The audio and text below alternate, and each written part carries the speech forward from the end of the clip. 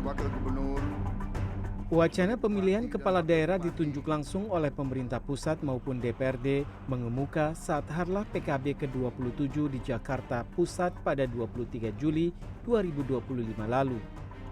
Saat itu Ketua Umum PKB Muhaimin Iskandar mengusulkan agar pemilihan kepala daerah dipilih oleh DPRD. Usulan tersebut berdasarkan alasan agar pilkada berlangsung efektif dan cepat serta berbiaya lebih murah dibandingkan pilkada dipilih oleh rakyat.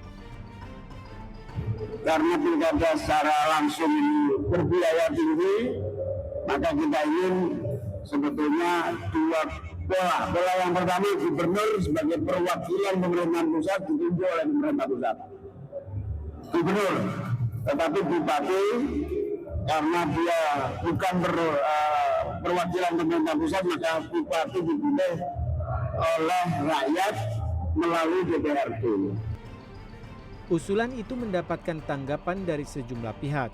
Ketua DPP PDI Perjuangan sekaligus Ketua DPR RI Puan Maharani menyatakan usulan tersebut belum dibahas serius antar partai politik.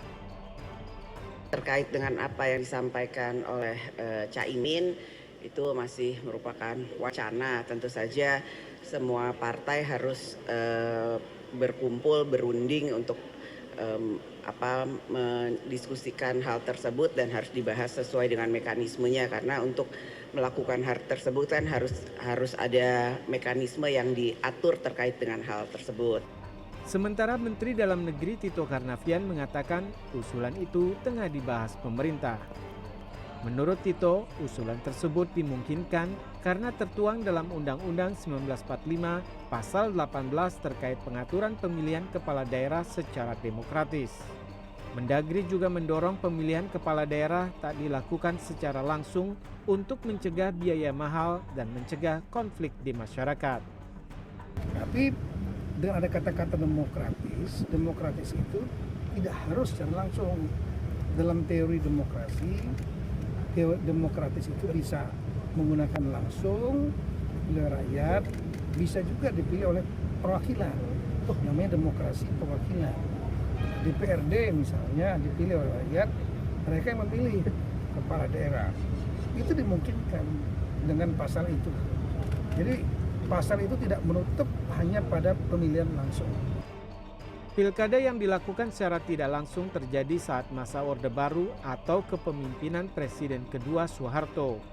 Namun pada tahun 2005 setelah adanya perubahan undang-undang, pemilihan kepala daerah dilakukan secara langsung dan dipilih oleh rakyat. Kini wacana pemilihan kepala daerah dilakukan secara tidak langsung mengemuka kembali. Namun masih terjadi pro dan kontra di kalangan partai politik. Kita tunggu saja apakah di tahun 2029 pilkada akan dipilih secara langsung oleh rakyat secara demokratis atau dipilih oleh DPRD atau presiden dengan alasan bisa menekan biaya. Tim Liputan CNN Indonesia.